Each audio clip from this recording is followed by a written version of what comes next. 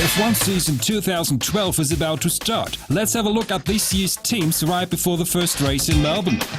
The comeback of the year. Kimi Räikkönen is back with the Lotus Formula 1 team, and what's more, looking impressive in testing. I was pretty happy after the first test we did a few weeks ago. It felt pretty normal already, so I think it will be okay.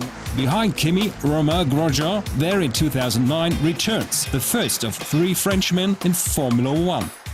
French is also spoken at Toro Rosso, with both drivers changed. Alongside homegrown super talent Daniel Ricciardo is the youngest Formula 1 fledgling in the field, nicknamed Jeff.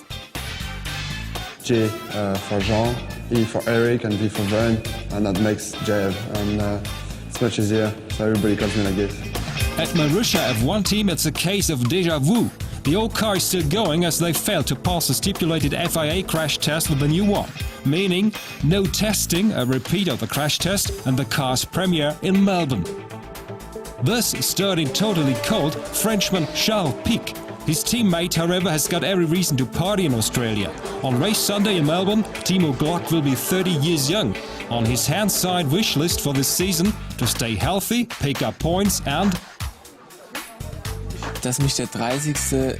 Dem Sonntag for my 30th on race Sunday not to upset my routine too much, as they do say that it's all downhill from 30. But I hope that for me that won't be the case and that I'll nevertheless have a good race. I'm looking forward to it, of course. Melbourne is one of my favorite races, and to celebrate my 30th birthday there is really nice. 30. Geburtstag zu feiern ist schon schön. No longer involved, Rubens Barrichello. Instead, Williams puts his faith in a famous name, Bruno Senna. And yet another Formula 1 old hand is retiring, Jarno Trulli. That means, for the first time in 42 years, there's no Italian driver in Formula 1, but a Russian instead. Vitaly Petrov is Heikki Kovalainen's new teammate. The Force India team wants to become better this year. Further investment is planned in equipment and personnel. They count on Paul Di Resta and newcomer Nico Hülkenberg.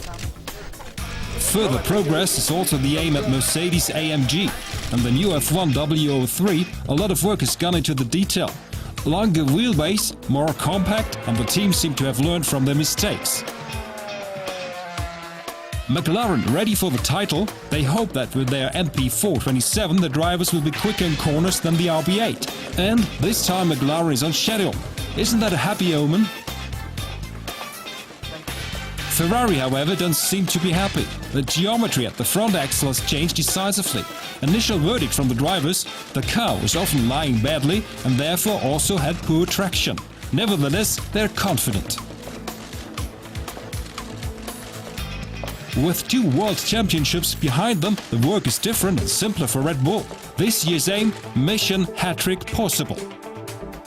Das Auto, das wir jetzt hier sehen, ist natürlich The car that we see here now is naturally based to a large degree on last year's car. However, there are some small but intricate differences. You may not see them all from outside. A lot are hidden and under the hood, and it's good that way. But there are certainly things that we've refined and tinkered with. gefeilt und getüftelt haben.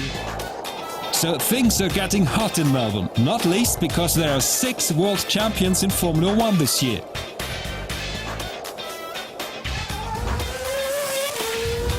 No season without regulation changes. One of them can be seen at first sight: the nose, lowered from 650mm to 550. In the event of a side-on collision, the point of impact is below the cockpit opening.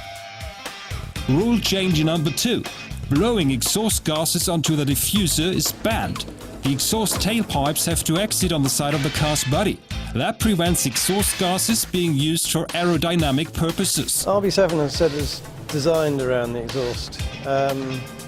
This year, knowing that exhaust position from last year will be taken away, we've had to go back and look at how we had developed the car through the last somewhere between 1 and 2 years with the side exit exhaust, and try and, if you like, make sure that routes that we'd taken that were only suitable for that exhaust position, we now have to re-evaluate. The FIA has also refined the sporting regulations. A driver is now only allowed to move offline once to keep a chasing car at bay. Thereafter, he has to hold the line. Then safety car phases. From now on, the slower cars have to line up at the back, in the exact order they were placed prior to the safety car phase. 4 hours and not a second longer. That's the maximum race duration. An endless race such as Canada 2011 will be no longer possible. And last but not least, there will be an extra 3 days of testing for all teams at the start of May.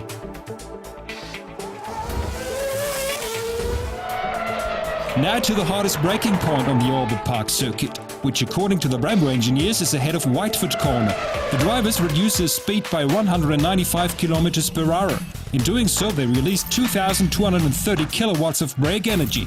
They've got to withstand a mighty 5.47 G and simultaneously push with 144 kilograms down on the brake.